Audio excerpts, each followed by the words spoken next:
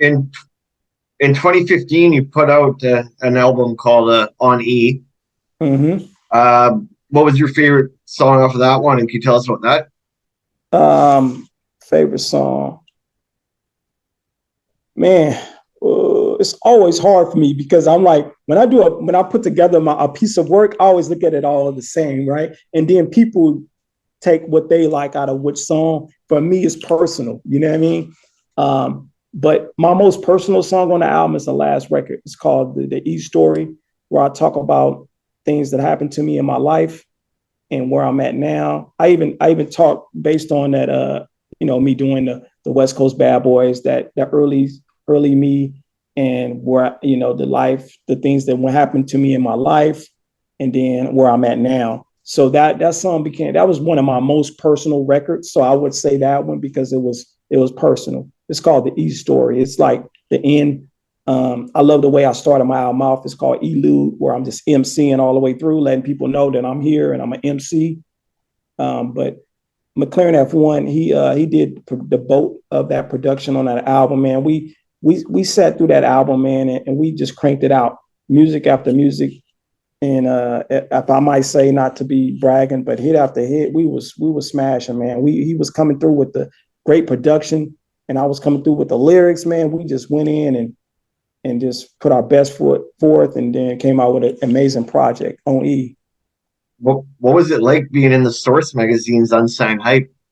But that was a highlight of my career, of course. So the way that story happened was I'll send them some demo, because back then you would write down the address and it says, hey, if you want to get in the Source magazine, send us some music.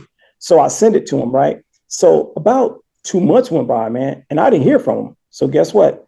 I sent him another one, and not thinking that's not how it works. So I called him. I said, hey, man, I sent a demo like two months ago, and I haven't heard anything back, because I thought that you automatically got put in there after we hear. And they were like, that's not how it works, man. It's we get so many submissions. It's unfortunately that we can't get to everyone, right?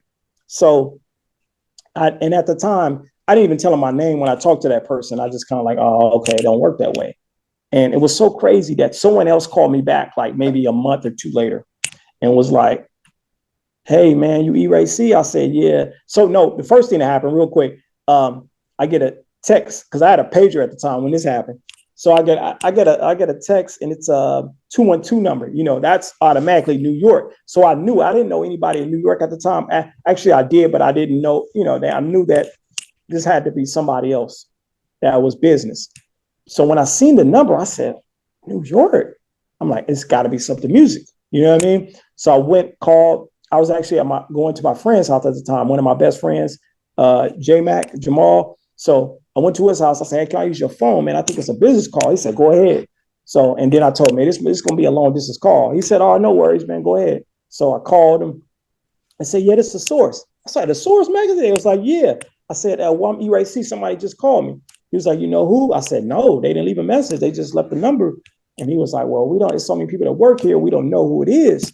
Somebody will call you back. I'll let them know, and stuff like that, right? Then I get a call back maybe like 30 minutes later, and the guy calls me. He said, you're E-Ray C? I said, yeah. He said, hey, man, the music is dope. We're going to put you in here. I said, oh, that's dope, man. And that's when I was really happy, just to hear that. And he was like, yeah, your music is dope. It's good. I'm asking you a few questions. How long you been rapping? Who's your influence? Things of that nature. And I gave him all the information. He was like, all right, good, man. You know what? We have somebody. The next Source we already got that one already scheduled for whoever's going to be in that one. So we put you in the one after that. He said, so look for that one, right? I'm like, oh, that's cool. So the next one had Biggie on the cover, right? Because Biggie album Life After Death was coming out.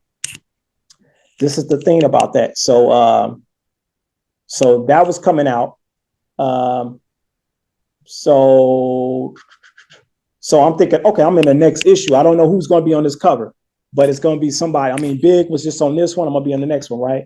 So unfortunately, Big had passed. I got, murdered or whatever. And I'm in that issue. They put me in that issue, right? And so everybody, when it came out, where I'm from, Richmond, they was happy. Everybody I knew was happy that I was in that I was in the Source. They're like, man, you in the Source? Oh man, this is dope. You know what I mean? It was a big thing for me, but I still was very humbled about it. I don't like to say humble, but I was very like just kind of chilled about it. You know what I mean? Just kind of like, oh, okay, that's cool.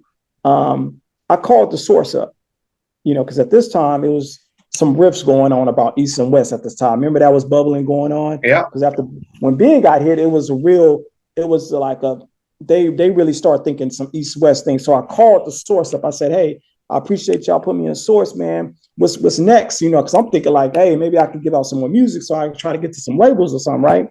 They were like, hey, man, it's all bad. I'm like, what's going on? It was like, yeah, man. I said, y'all don't think it's the East and West thing beef, is it? They said, yeah. This is what they're telling me, right? This one guy said, yeah, that's what they're basically thinking it is, man. So we're kind of chilling on, you know, artists that way. You know what I mean? Y'all, it's too much stuff going on right now.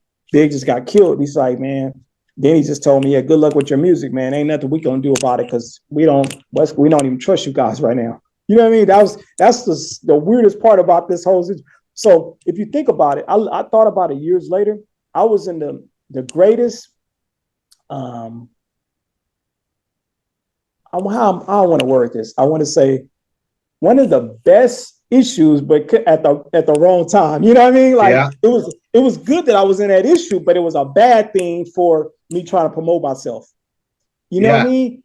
Yeah, it was just Because they like basically blackballed the whole West Coast after that. yeah, exactly. You know what I mean? So people I knew, they didn't think like that because we from the Bay Area. We figure like Big got killed in LA, that didn't have nothing to do with us, right? So people from the Bay didn't ever look. They looking at it like, oh boy, you good. But I'm like, I knew I didn't look at it deep like that until years later. It took me almost 10, 15 years later to realize like, oh, okay, that's what really happened.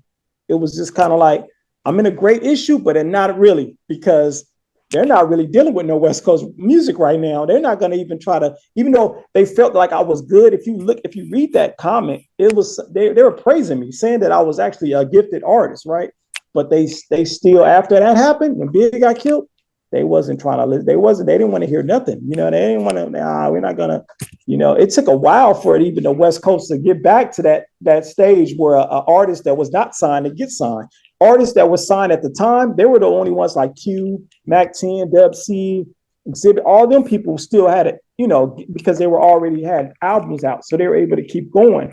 But people who wasn't signed yet, it was either you was doing it independent, because the labels are not going to call you, you know, at this time, you know, even though we didn't have anything to do with that. You know, we love Big, you know, especially on the West Coast Bay Area. We knew Big was a dope artist, you know what I'm saying? But we rocked with Pac, of course, but we, you know, when that happened, it was an unfortunate situation. We always looked at it like that was different. That had nothing to do with the Bay Area. That was some other stuff, you know what I mean?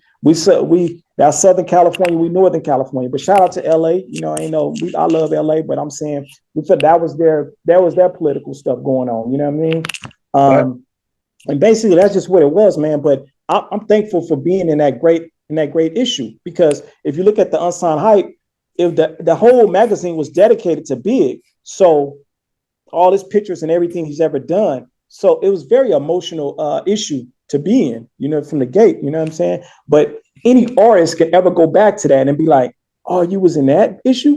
Because that issue is probably an issue that if you love Big, you probably had that issue. You could probably tell some major label artists. I guarantee you, ask anybody from Locks who got that issue, they can pull it up and they'll see me in there. You know what I mean? Nobody's thinking about that, but I actually feel like I'm in a great issue. It was just not at the right time, you know? Yeah. And you reminded me of a story as you were talking there. Back in my day, I missed the phone call from Interscope, and I called back Interscope, and they said the exact same thing, that there's too many people that work here. They'll call you back again, and I've never heard from them.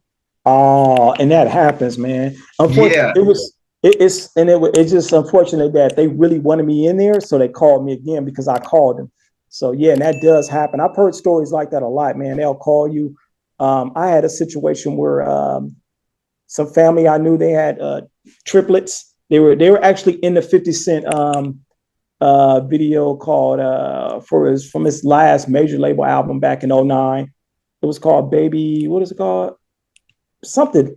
I forgot the name of the record, but it was one of his videos, and he had the triplets. If you see some little kids in there, those are, my little cousins. They're in that video, right? They got paid. He heard about them. He paid them to come down and be in the video because he's seen them online or something. And he called them again, months later to do something else. And guess what happens? He didn't call him personally, but his manager or somebody called one of the family members. They didn't pick up the phone. So guess what happened? Never heard from him again. Yep. And that's just the business, man. Nobody chases nobody for anything like that. And so on to the next one. You miss that call. It really happens like that. That's how I can identify what you were just saying, because it happened to a family member like mine. So, yeah. You're tuning into I Only Touch Greatness podcast, Vancouver's best show with Ryan Hayes. Often imitated but never duplicated, I Only Touch Greatness podcast with Ryan Hayes. Looking for the most beers on tap? Great steaks, great staff? Head over to the John B. The John B. Pub, the best bar in town. Say Hayes sent you.